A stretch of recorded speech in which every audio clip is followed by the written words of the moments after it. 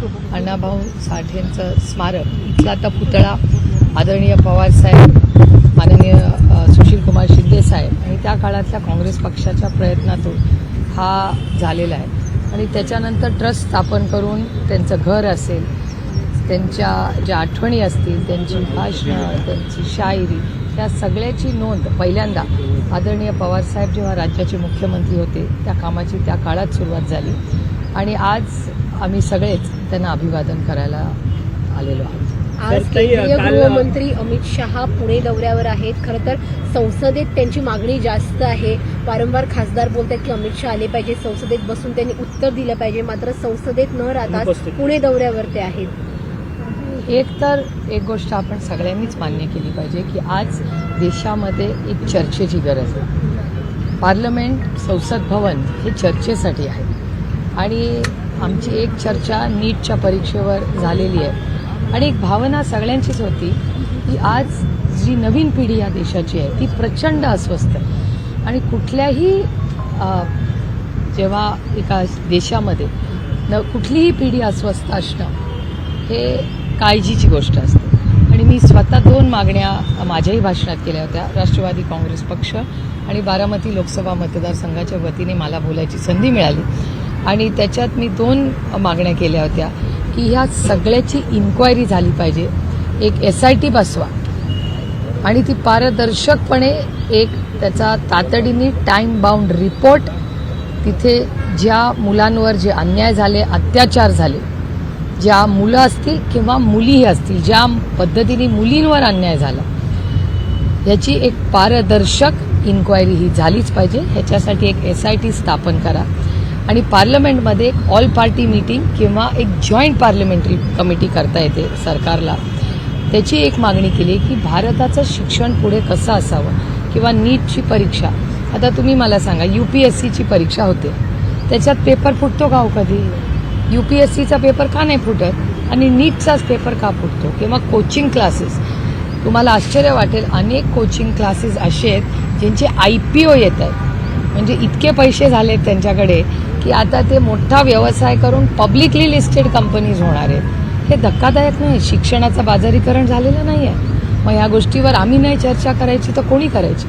संसद भवन त्याच्यासाठीच आहे. त्याच्यामुळे आम्ही अतिशय प्रांजळपणे राजकारण बाजूला ठेवून आपल्या मुलांना न्याय मिळावा आणि परीक्षा पारदर्शकपणे व्हावी याच्यासाठी आता AI, मला सांगा, जगामध्ये परीक्षा होतात, जगभरात परीक्षा होतात, तिथे कसा पेपर फुटत नाही, आपलाच कसा फुटतो? मग एकीकडे तंत्रज्ञान, आधार कार्ड सारखा अप्रतिम कार्यक्रम काँग्रेसच्या सरकारमध्ये, UPAमध्ये हा डॉक्टर मनमोहन सिंग साहेबांच्या काळात झाला. आज प्रत्येकाला आधार मिळालं की नाही?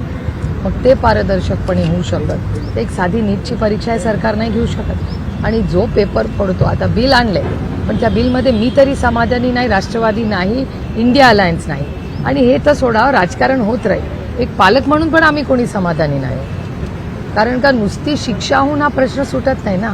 तुम्ही लिकेजेस बंद करायला पाहिजे, शिक्षा वाढवेल. पुढे काय, अजून कोणीतरी लीक केलं परस्पर तंत्रज्ञानाचा चुकीचा वापर करून, तर त्याच्यावर प्रशासन कोणाचं असणार आहे?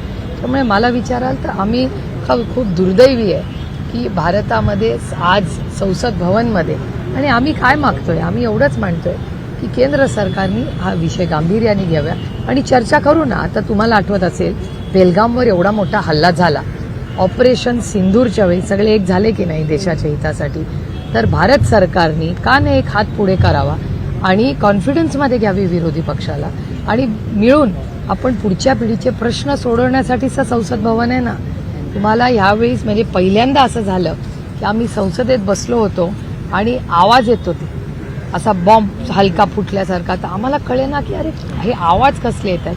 तेव्हा आमच्या लक्षात आलं की टेअर गॅसच्या नळकांड्यांचे जे आवाज होते ते संसद भवनच्या लॉबीमध्ये आम्हाला ऐकू येत होते आणि मी माझ्या भाषणात बोलले, माझ्या किंवा बाकी कुणाचे सत्तेत असलेल्या ना मंत्र्यांच्या ना खासदारांच्या मुलांना काही काळजी का नाही वाटली, कारण का संसद भवनमध्ये सगळं बंद आहे. पण त्या आईचा, त्या वडिलांचा, त्या बहिणीचा, भावाचा, कुटुंबाचा विचार करा.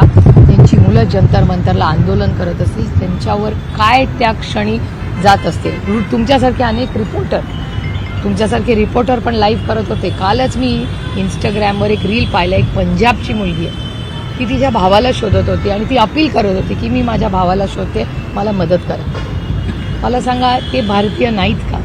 त्यांना अधिकार नाही का? प्रेमाने जर पोरांशी कोणीतरी, आपल्या लेकरांची, आपल्या मुलांची, मुलींची प्रेमाने कोणीतरी बोललं असतं तर कदाचित हा दिवस आलाच नसता. आपल्या मुलांवर आपण लाठीचार्ज करणं हे योग्य आहे, मला सांगा. दुर्दैव आहे आणि भारताच्या इतिहासातला हा एक मोठा टर्निंग पॉईंट आहे. आज केंद्रीय गृहमंत्री अमित शहा पुण्याच्या दौऱ्यावरती आहे. लोकमान्य टिळक पुरस्कार अजित डोवालांना दिला जातो, परंतु त्यांच्या स्वागताच्या बॅनरवरती त्यांचा उल्लेख चाणक्य असा मुरलीधर मोहोळांकडनं करण्यात आला आहे. छत्रपती शिवाजी महाराजांचे फोटोज बॅनरवरती लावले. ही लोकशाही आहे, प्रत्येकाला बोलायचा अधिकार आहे. पण तुम्ही बघा ना, आज पुणेकर, नुसती काँग्रेस पार्टी मी म्हणणार नाही, कारण का माझं प्रशांत जगतापांशी बोलणं झालं का, मी प्रशांत जगतापांना विचारलं की काय आंदोलन करताय. प्रशांत जगतापांनी मला सविस्तर सांगितलं की ताई, हे फक्त काँग्रेसचं आंदोलन नाही, हे पुणेकरांचं आंदोलन आहे आणि आम्ही कोणीही याच्यात राजकारण आणू शकत नाही. पण आमच्या आपल्या सगळ्यांची, ती काय फक्त पुण्याची मुलं नाही, ती भारताची मुलं आहेत. त्या भारताच्या मुलं आणि मुलींवर ज्या पद्धतीने लाठीचार्ज झाला, ज्या पद्धतीने मुलींचे केस पकडले गेले, त्यांना म्हणजे मी बोलूही शकत नाही, अशा गोष्टी मुलींबरोबर घडल्या.